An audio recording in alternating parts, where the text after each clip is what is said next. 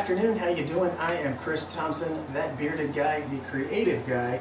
Today we're in the corner barn doing a breakdown of a deal I recently bought. I just did this analysis at a meetup that I host here in Mount Airy, Maryland. And when I went to turn it off, I actually deleted the entire recording. So now we're back and we are going to break this thing down here with the whiteboard again in the corner barn. Let's get to it.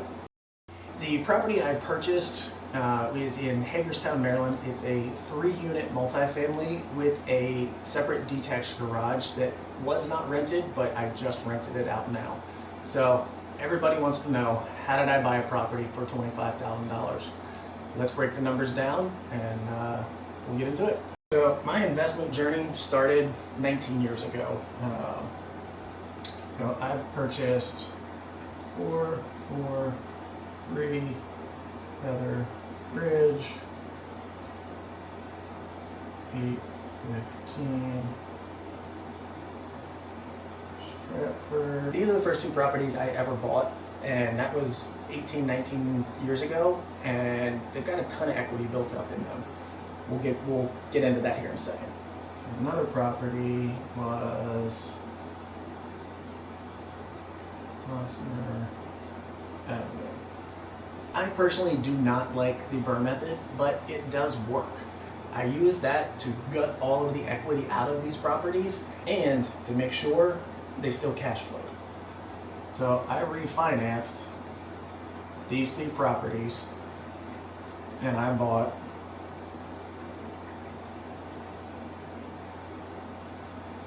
Bethel Street. This property is also in Hagerstown, but I used the cash out of all of this and bought this property for $0 out of pocket. With pretty much every BRRRR method, you have to hold the property for 6 months so that it has time to season. Just some of the lending requirements. So roughly around month 4 is when I got this idea for a new property. The new property is South Potomac Street. So how I found this property was from going to a local meetup. If you're here in the Maryland area, specifically Frederick, I highly recommend checking out Pictures and Property. Joe and Camille do a phenomenal job, and I highly recommend going to hang out. I've learned a lot. I've actually been a speaker there talking about creative finance, and I've met some really cool people there. At their meetup, I was able to talk with Joe and Camille. They said they were getting ready to sell one of their rental properties, and now they're traditional investors. So when I came to them with a creative finance option, they really weren't sure how to take it. Now, I built good rapport with them, so they were a little more open. We sat down and I broke down what is called the Morby method deal. It's a 2-leg close, so I get a DSCR loan for 20 or 25% down, and then we do the second leg, which that 20 or 25% down comes from the seller carry. Now we'll break those numbers down here in a minute, but that's how this process got started. Remember, I had these 3 properties, gutted the equity out, bought this property. Now to be able to buy this property, I didn't have any money.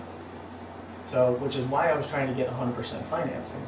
But still with that, I needed to pay the lender fees and I needed to pay the closing costs for both sides.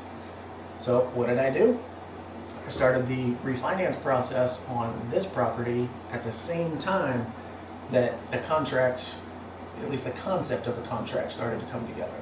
And that was about the 4-month time frame.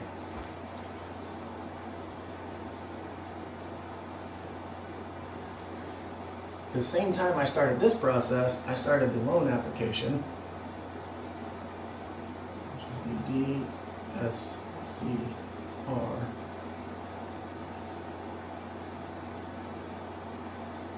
purchase loan. If you don't know what DSCR means, it's debt service coverage ratio. It's an investor loan and they base it off of the rental income, not any of your tax returns, W-2s, 1099s, anything like that. After reviewing with Joe and Camille how this whole mortgage method process worked, then the self-doubt started kicking in. You know, at the high for like an hour, the meeting was over and I'm all on cloud nine, like, yeah. I get back to my car and then the self-doubt really kicks in. I'm like, well, I have no money. All my money's tied up in this Bethel Street property. How do I figure this out? Well, there's a couple different ways. I can find transactional lending. Now, I do have friends in that industry, so it helps. What is a transactional lender? Hey, Mr. and Mrs. Lender, I need to borrow X amount of dollars for about 1 week. Do you have this amount and what is your rate? Average going rate is about 2 points on using somebody else's money. So what I could do is close the first leg with those transactional funds, excuse me. And then once that week time frame is over, then I pay that investor back with the seller finance on the second leg.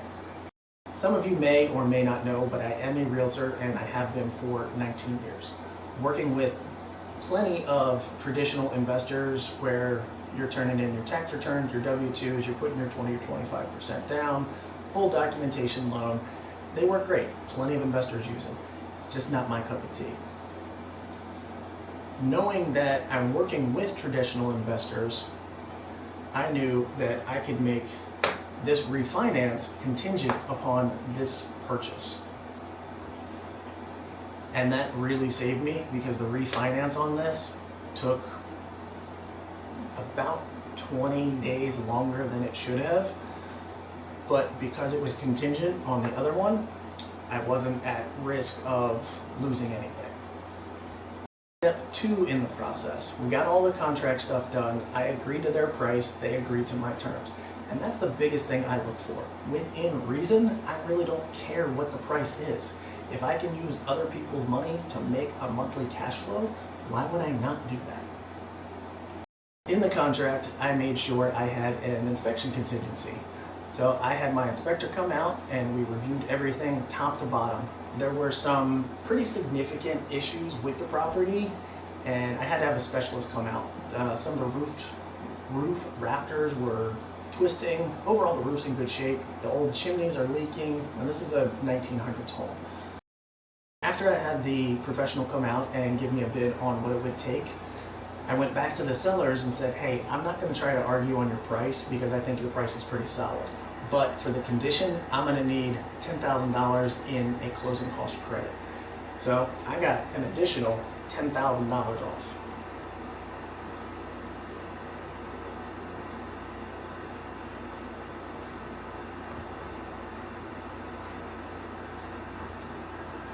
Now that I have that $10,000 seller credit, we're moving forward and we go to the appraisal. Now, I had to obviously pay for the appraisal, but the beautiful part about this, it came in higher than the contract price.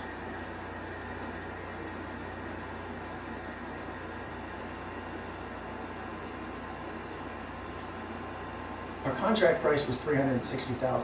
What do you think the appraisal came in at?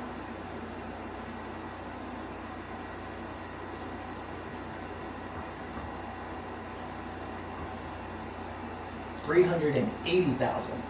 Now I got a $10,000 credit. Walking in the door, I already have $30,000 in equity in this property. Pretty awesome, right? If you have paid attention to any of my stuff online, you know that I'm on 5 different platforms and I post a ridiculous amount of social media content. Through that, on LinkedIn, somebody from the city of Hagerstown had reached out to me and was like, hey, did you know about this grant program? I see you do a lot of stuff in Hagerstown. I had no idea what this grant program was. Jumped on a phone call, they explained everything. They do a 1-to-2 match on any renovations. So there are obviously stipulations to that, but basically if I'm gonna spend $30,000, the city will pay $10,000 of that. So I know that with all of the repairs, and I had other contractors come out, my electrician, my plumber, and my general contractor as well. Between all of that, I'm going to end up putting about $30,000 into this property, but I already got my first 10 from the sellers. I'm going to get another 10 from the city. So for a $30,000 renovation, it's only going to cost me $10,000. Pretty awesome, right? Now, you're probably asking yourself, why would you renovate something that much if it's just a rental property and it's already tenanted? Well, I'm glad you asked. Utilities. In a multifamily building, they're sometimes split, sometimes not. Generally, water is never split. So water is on me. Each tenant pays for their own electric, but where the issue comes in is the gas. There's only one water heater and one furnace throughout 3 units. There's no way to divvy out that bill, so I gotta eat that.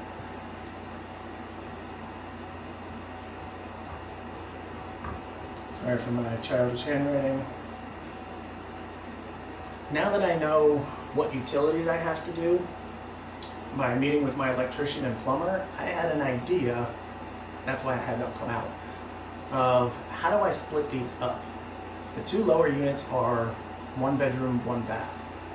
Well, they already have their own electric, so what if I just add baseboard heats to each of those units? If I cut the gas off to those 2 and put in electric baseboard heats, now this gas comes off of me and goes to the tenant because it's no longer gas.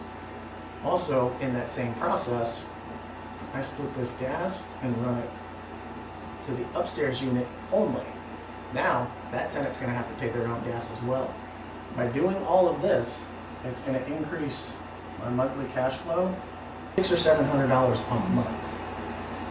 And let me know how many months it's gonna take to recoup that cost.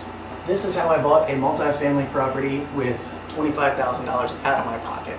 If you wanna learn more, or you want me to dive deeper on this, drop a comment below and I'm happy to answer any and all questions. If you want to jump on a phone call with me, ChrisThompsonTeam.com. You can book a call right there. Thanks for watching. We'll see you next time.